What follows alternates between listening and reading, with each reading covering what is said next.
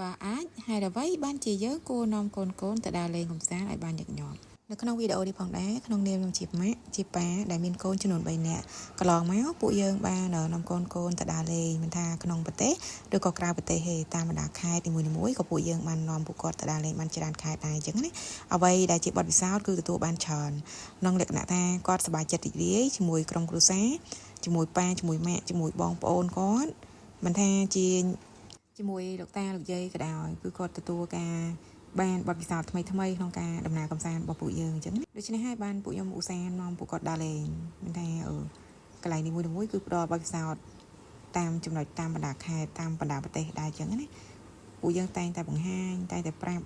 ក្នុងលក្ខខណ្ឌធ្វើអ្វីមួយបន្ទប់ក្នុងការប្រើប្រាស់និយាយទៅវាផ្នែកផ្សេងគ្នាពេលពួកយើងបានប្រាប់គាត់បានទទួលការសប្បាយចិត្តរីករាយនិងបទពិសោធន៍ថ្មីផងដែរមានអ្នកខ្លះគេនិយាយថាក្មេងនៅតូចណាស់ទោះបីនាំគេទៅដើរលេងក៏គេមិនអាចចាំអ្វីបានដែរតើមានន័យអ្វីទៅសួរថាបើយើងអង្គុយទៅគិតអង្គុយទៅឆ្ងល់តើយើងមិនតាមអនុវត្តហងតើយើងបានលទ្ធផលមកពីណាដូចខាងក្នុងវីដេអូនេះអញ្ចឹងភ្ញៀវជនជាតិដែលជាភ្ញៀវទេសចរ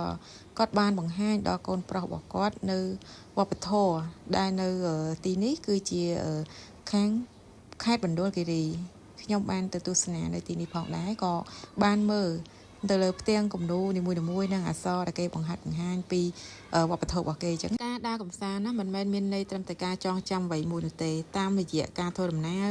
យើងបានដាំក្របពូជដ៏មានតម្លៃ3យ៉ាងនៅក្នុងចិត្តរបស់ពួកគេដោយស្ងៀមស្ងាត់សម្រាប់កូនទី1អារម្មណ៍នៃសុវត្ថិភាពក្នុងការធ្វើដំណើរកូននឹងចងចាំថាពួកយើងតែងតែនៅក្បែរគេជានិច្ចមិនថាផ្លូវឆ្ងាយប៉ុណ្ណាឬមានខ្យល់បក់ខ្លាំងយ៉ាងណា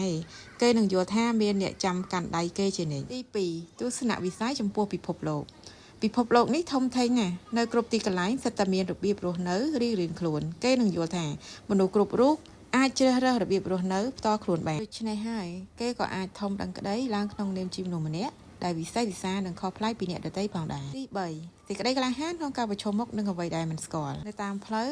គេអាចនឹងជួបប្រទះនៅហេតុការណ៍ដែលនឹកស្មានមិនដល់បញ្ហាប្រឈមឬអ្វីដែលគួរឲ្យភ្ញាក់ផ្អើលទោះបីជាគេនៅតូចប៉ុន្តែវាធ្វើឲ្យគេយល់ថា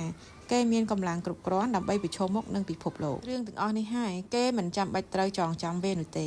ព្រោះវាបានជ្រាបចូលនៅក្នុងខ្លួនគេហើយវាជួយឲ្យគេធំឡើងក្លាយជាមនុស្សម្នាក់ដែលមានទំនុកចិត្តមានសមត្ថភាពមានចិត្តមេត្តានិងមានចក្ខុវិស័យវែងឆ្ងាយផងដែរហើយដូច្នេះហើយបើមានគេសួរថាហេតុអ្វីបានជាត្រូវនាំកូនដើរលេងឲ្យបានញឹកញាប់គួរតែឆ្លើយប្រាប់ទៅគេវិញថានេះគឺជាកាដូដ៏ស្រស់ស្អាតបំផុតមួយក្នុងចំណោមកាដូជាច្រើនទៀតដែលយើងអាចផ្ដល់ឲ្យពួកគេបានឲ្យក្រៅពីអ្វីដែលគេចង់បាន